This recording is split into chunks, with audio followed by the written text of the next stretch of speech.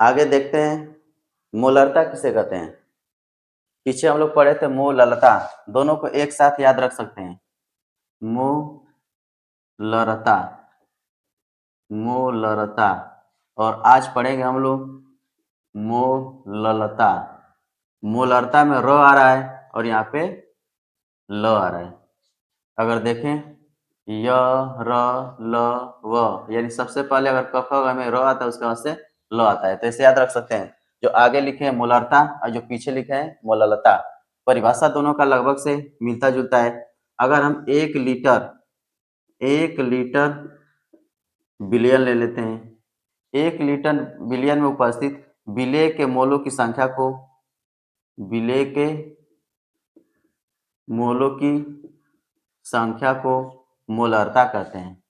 यहाँ पे मोलरता का परिभाषा हो गया, 1 लीटर आयतन में उपस्थित विलेय के मोलों की संख्या को मोलरता कहते हैं। मोलरता का मतलब 1 लीटर विलयन है और उसमें मोलों की संख्या, कितना मोल घुला घुला हुआ है, यानी शॉर्टकट में अगर बोलेंगे मोल बटे लीटर, मोल बटे लीटर मतलब 1 लीटर में कितना मोल है। और जब कहेंगे मोललता बताइए तो कहेंगे मोल बटे केजी। 1 केजी विलायक में, 1 केजी विलायक में कितना मोल विलेय का घुला हुआ है। 1 केजी विलायक में उपस्थित मोलों की संख्या को मोललता कहते हैं। परिभाषा मोललता का भी हो गया, दोनों को एक साथ याद रख सकते हैं। जब कहेंगे मोलरता बताइए तो मोल बटे लीटर, मोल प्रति लीटर। जब कहेंगे मोललता बताइए तो मोल प्रति केजी। 1 केजी में उपस्थित विलेय के मोलों की संख्या को मोललता कहते हैं। इसको क्यों आगे लिखे हैं, इसको बड़े वाले यम से दिखाते हैं क्योंकि ये र पहले आता है, और इसको छोटे यम से प्रदर्शित कर सकते हैं क्योंकि ये बाद में आता है। पहले बड़ा वाला लिखे उसके बाद से छोटा वाला ऐसे लिख दिए, मतलब जैसे चाहे वैसे याद रख सकते हैं। परिभाषा यही हुआ। अगर इसका लिखना चाहें मोलरता बराबर क्या होता है, पीछे पढ़ चुके हैं मोलरता। मोलरता बराबर मोल बटे लीटर, ऊपर मोल और नीचे लीटर लिखते हैं। विलयन का आयतन, विलयन का आयतन लीटर में, तो ये मोलरता का सूत्र हो गया। मोल बराबर होता है भार बटे उर्भार, तो इसको चेंज कर दिए थे। मोल बराबर हो गया भार, तो विलेय का भार ऊपर और विलेय का अणुभार नीचे, और विलयन का आयतन, विलयन का आयतन लीटर में। तो यहाँ से चेंज किए थे मोलरता का सूत्र इस प्रकार से, यानी विलेय का भार बटे विलेय का अणुभार, ऊपर हो गया भार और नीचे हो गया अणुभार। ऐसे ही जब मोललता लिखेंगे तो कहेंगे मोल बटे केजी, यानी लिखा जाएगा मोलरता बराबर मोललता, मोललता बराबर विलेय का मोल, विलेय का मोल ऊपर लिखेंगे, और विलायक, यहाँ पे विलायक लिए हैं, ध्यान देना, ये है विलायक और ये है विलेय और ये है विलयन, ये विलयन है। विलेय और विलायक को मिलाने से विलयन बनता है। बार बार ऐसे ही लिखेंगे, विलायक को बगल में लिख देंगे, जो ज्यादा मात्रा में विलायक है, कम मात्रा में विलेय है, विलायक विलेय को मिला दिए तो विलयन बन गया। तो मोललता का परिभाषा देखें, विलेय का मोल बटे विलायक का भार, केजी का मतलब भार है, विलायक का भार केजी में। तो मोललता का सूत्र यहाँ से हो गया, मोललता बराबर विलेय का मोल बटे विलायक का भार केजी में, और मोल बराबर होता है भार बटे अणुभार। यहाँ से लिख सकते हैं मोललता बराबर, मोललता बराबर विलेय का भार, विलेय का भार बटे विलेय का अणुभार, विलेय का भार बटे विलेय का अणुभार गुणे विलायक का भार केजी में। यहाँ से निकल गया मोललता। दोनों का परिभाषा एक ही साथ याद रखेंगे, मोलरता बराबर विलेय का भार बटे विलेय का अणुभार गुणे विलयन का आयतन लीटर में। यहाँ पे आयतन की बात हो रही है। जब कहेंगे मोललता का सूत्र बताइए, कहेंगे मोललता बराबर विलेय का भार बटे विलेय का अणुभार गुणे विलायक का भार केजी में। तो सबसे पहले हेडिंग लिखते हैं मोललता, और इसको इंग्लिश में कहते हैं मोललिटी, मोललिटी बोलेंगे, इसको मोलरिटी बोलते हैं अंग्रेजी में, इसको कहते हैं मोलरिटी, इसे कहा जाता है मोललिटी। ये है मोललिटी।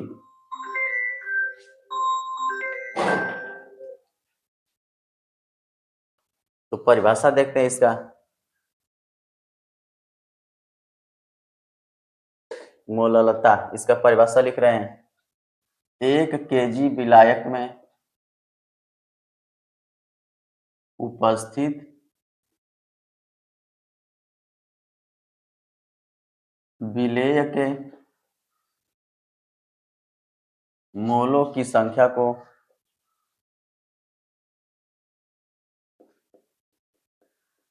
मोललता कहते हैं। इसे स्मॉल m से प्रदर्शित करते हैं। इसको लिख सकते हैं इसी में, इसे स्मॉल m से प्रदर्शित करते हैं। नीचे से लिखेंगे मोललता बराबर विलेय का मोल बटे विलायक का भार केजी में। ये सब हटा देते हैं, इसको लिख सकते हैं मोललता बराबर विलेय का मोल बटे विलायक का भार केजी में। फिर लिखेंगे मोल बराबर क्या होता है, मोल बराबर होता है भार बटे अणुभार। तो विलेय का भार ऊपर लिख दिए, विलेय का भार ऊपर लिख दिए और अणुभार को नीचे लिख दिए। फिर यहाँ पे लिख देते हैं मोललता, यहाँ पे लिखेंगे मोललता, मोललता बराबर विलेय का भार बटे विलायक का भार, विलायक का भार केजी में। परिभाषा हो गया। भार बराबर लिख सकते हैं विलेय का भार बटे अणुभार। भार को क्या लिख सकते हैं, गलत लिख दिए, विलेय का मोल बटे, मोल बराबर होता है भार बटे अणुभार, तो हो जाएगा विलेय का भार बटे विलेय का अणुभार गुणे विलायक का भार केजी में, विलायक का भार केजी में। तो यहाँ से मोलरता बराबर हो गया विलेय का भार बटे अणुभार। ध्यान देना, यह है मोल और मोल बराबर होता है भार बटे अणुभार। विलेय का भार और विलेय का ही अणुभार होना चाहिए, विलायक का भार केजी में। इसको ऐसे भी लिख सकते हैं विलेय का भार बटे विलेय का अणुभार गुणे विलायक, विलायक का भार केजी में। यहाँ से मोललता बराबर हो गया विलेय का भार बटे विलेय का अणुभार गुणे विलायक का भार केजी में। ये सब पीछे बता चुके हैं। W का मतलब भार, V का मतलब आयतन, M का मतलब अणु भार और N का मतलब मोल। ऐसे लिख लिख के प्रदर्शित करेंगे। अगर कोई आयतन है, आयतन को V से दिखाएंगे, भार है तो W से दिखाएंगे। यानी अगर कहीं भी केजी दिखाई दे रहा है, केजी या ग्राम, इसका मतलब भार की बात हो रही है। कहीं पे लीटर दिखाई दे रहा है, लीटर और ml, इसका मतलब आयतन की बात हो रही है। तो ऐसे समझ सकते हैं।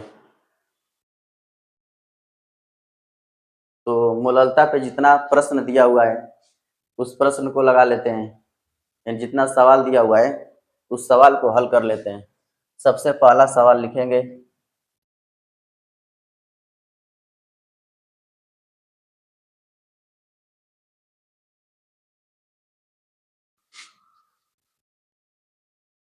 पहला प्रश्न है 2.5 ग्राम CH3COOH के 75 ग्राम C6H6 में बने विलयन की मोललता ज्ञात कीजिए। मोललता ज्ञात कीजिए, यानी 2.5 ग्राम यहाँ पे एसिटिक एसिड है और 75 ग्राम यहाँ पे बेंजीन दिया हुआ है। जो कम मात्रा में वह विलेय है, जो ज्यादा मात्रा में वह विलायक है। दोनों को मिलाने से विलयन बन गया। अब विलयन की मोललता ज्ञात कीजिए। तो पीछे पढ़े थे मोललता बराबर मोललता स्मॉल m बराबर विलेय के, विलेय का भार बटे विलेय का अणु भार गुणे विलायक का भार केजी में। अभी पढ़े हैं पीछे मोलालता बराबर सूत्र हो गया। और यहाँ पे जो दिखाई दे रहा है विलेय का भार, विलेय एसिटिक एसिड विलेय है, विलेय का भार बराबर 2.5 ग्राम। विलायक का भार कितना दिया है? विलायक का भार बराबर 75 ग्राम। भार भी पता चल गया, विलेय का भार विलायक का भार। अब हमें पता करना है कि इसका अणुभार क्या है। तो विलेय है CH3COOH, यही है CH3COOH। ये क्या है? विलेय, यानी विलेय का अणुभार निकालना है। विलेय का अणुभार, अणुभार कैसे निकालेंगे? परमाणुओं के भार को जोड़ेंगे, अणुभार निकल जाएगा। जैसे कार्बन का भार होता है 12, ऑक्सीजन का भार होता है 16 और हाइड्रोजन का भार होता है 1। निकाल लेते हैं। कार्बन का 12, यहाँ पे लिखेंगे 12, हाइड्रोजन का 1, 3 हाइड्रोजन का 3 हो जाएगा। फिर कार्बन का 12, ऑक्सीजन का 16, फिर एक और ऑक्सीजन है 16, हाइड्रोजन है 1, यानी इसको जोड़ लेते हैं। 10, 20, 30, 40, 40 और 40, 50, 54, 57, 58, 59, 61, 60, इसको जोड़ सकते हैं। टोटल इसका भार हो गया, अणुभार हो गया 60, यानी अणुभार भी निकाल लिए। तो अब लगा सकते हैं, इसी सूत्र पे लग जाएगा। विलेय का भार कितना दिया है? 2.5। अणुभार कितना निकला? 60।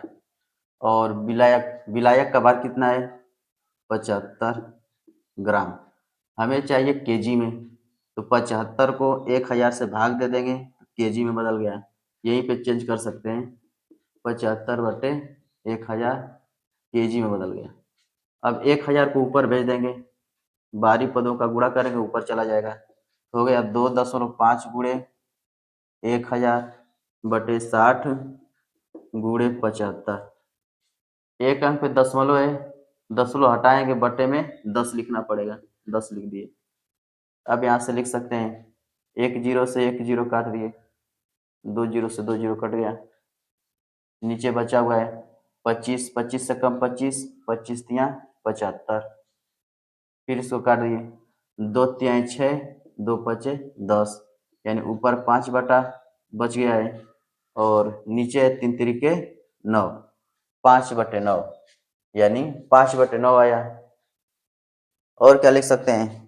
इसको अगर भाग देना चाहें तो 9 का भाग देंगे 5 में, तो 9 0 बार में जाएगा और 9 पचे 45, फिर 5 बचा, 9 पचे 45, 0.55 आता रहेगा, यानी मोललता निकल गई 0.55 यम।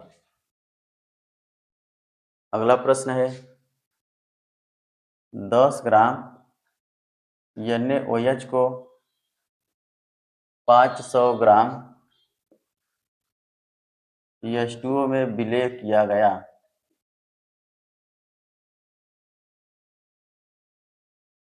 तो प्राप्त विलयन का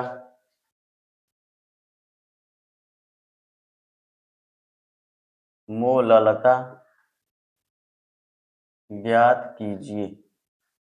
यानी 10 ग्राम NaOH है, उसको 500 ग्राम H2O में विलय किया गया, मिलाया गया, तो विलयन की मोललता ज्ञात कीजिए। विलयन की मोललता ज्ञात कीजिए, इसका मतलब यहाँ पे दिया हुआ है 10 ग्राम NaOH, यह है विलेय, और 500 ग्राम H2O है, यह है विलायक, और हमें ज्ञात करना है विलयन की मोललता। सूत्र पीछे पढ़े थे, मोललता बराबर विलेय का भार बटे विलेय का अणुभार गुणे विलायक का भार, विलायक का भार केजी में। मोललता का सूत्र हो गया, यहाँ पे विलेय का भार लिखेंगे, विलेय का भार बराबर कितना है? 10 ग्राम। भार पता चल गया, और भार निकाल लेते हैं।